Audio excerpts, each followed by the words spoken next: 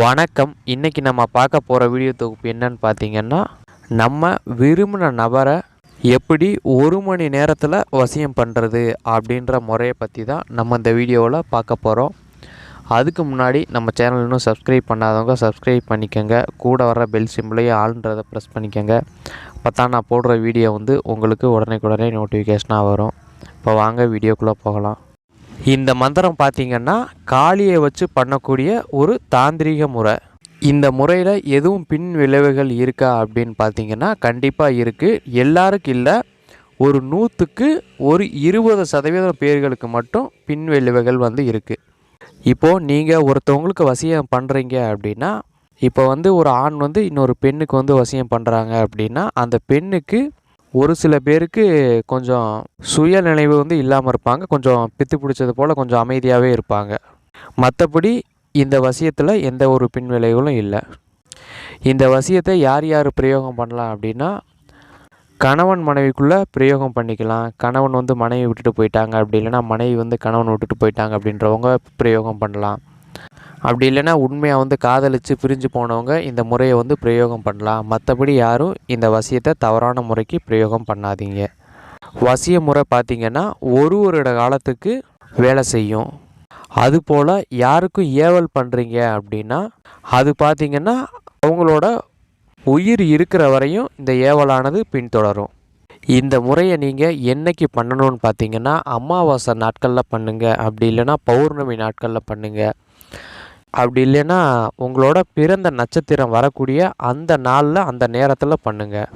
இதை பண்ணுறதுக்கு என்ன தேவைன்னா, பச்சரிசி மாவு கொஞ்சம் எடுத்துக்கோங்க, கொஞ்சம் மைதா மாவு கொஞ்சம் எடுத்துக்கோங்க, நவதானியங்களை கொஞ்சம் அரைச்சி வச்சுக்கோங்க. ரொம்ப தூளாக அரைச்சிடாமல் கொஞ்சம் நவதானியங்களை காய வச்சு கொஞ்சம் குருணை மாதிரி அரைச்சிக்கோங்க. அதுக்கடுத்து கொஞ்சம் பன்னீர் விட்டு அந்த மாவு பிசைஞ்சு ஒரு பாவை மடியும் செஞ்சுக்கோங்க. பாவைனா எப்படி இருக்கணும்னு பார்த்தீங்கன்னா 2 கை 2 கால் தலை இந்த போல் இருக்கிற மாதிரி பண்ணிக்கோங்க. இது தத்ரூபமாக இருக்கணும் அப்படின்ற அவசியம் இல்லை. அது கூட காலடி மண் சேர்த்திங்க அப்படின்னா நீங்கள் யாரை வசியம் பண்ணணும்னு நினைக்கிறீங்களோ, இப்போ ஆணை வசியம் பண்ணணும்னு நினைக்கிறீங்களா அவங்களோட வலது காலடி மண்ணை எடுத்துக்கோங்க. அதுபோல் ஒரு பெண்ணை வசியப்படுத்துகிறீங்கன்னா அவங்களோட இடது காலடி மண்ணை எடுத்துக்கோங்க. அந்த மண்ணை எடுக்கும்போது வசின்னு சொல்லிட்டு எடுங்க. அதுபோல் தலைமுடி எடுக்கிற மாதிரி இருந்தாலும் அதே போல் வசின்னு சொல்லிட்டு எடுங்க. இந்த பொருட்களெல்லாம் எனக்கு எதுவும் கிடைக்கல அப்படின்ற பட்சத்தில் அவங்கள மனமாற தியானித்து அவங்கள நினச்சிக்கிட்டே அந்த பாவை வடிவம் செய்யுங்க. சிந்தனையை வேறு எங்கேயும் வச்சுட்டு செய்யக்கூடாது. நீங்கள் வசியம் பண்ணுறவங்கள மனசில் நினச்சிக்கிட்டு அதுக்கடுத்து அந்த பாவையை செய்யுங்க. அதுக்கடுத்து என்ன பண்ணுறீங்கன்னா, ஒரு பஞ்சலோக ஒரு சின்ன தகடு ஒன்று எடுத்துக்கோங்க. அதில் முக்கோணம் போட்டு அதில் நடு மையப்பகுதியில் க்ளீம்ன்றது எழுதியிருக்குங்க. அதுக்கடுத்து 3 மூலைகளையும் திரிசூலம் போட்டுக்கோங்க. ரொம்ப பெரிய தகடெல்லாம் தேவையில்லை, சின்ன தகடாக இருந்தால் போதும். 4 மூலையும் ஒரே அளவில் இருக்கணும். அதுபோல் தகடாக தேர்ந்தெடுத்துக்கோங்க. அதுபோல் அந்த தகட்டில் ஓட்டை இது போல் எதுவும் இருக்கக்கூடாது. சேதமடையாத எந்திரமாக பார்த்து வாங்கிக்கோங்க. இந்த பூஜையை எந்த நேரத்தில் பண்ணணும்னு பார்த்தீங்கன்னா, விடியற்கால நேரத்தில் பண்ணலாம். அப்படி இல்லைன்னா இரவு வேளையில் நடுவிசை நேரத்தில் பண்ணலாம். இந்த 12 to 1 அந்த நேரத்தில் பண்ணலாம்.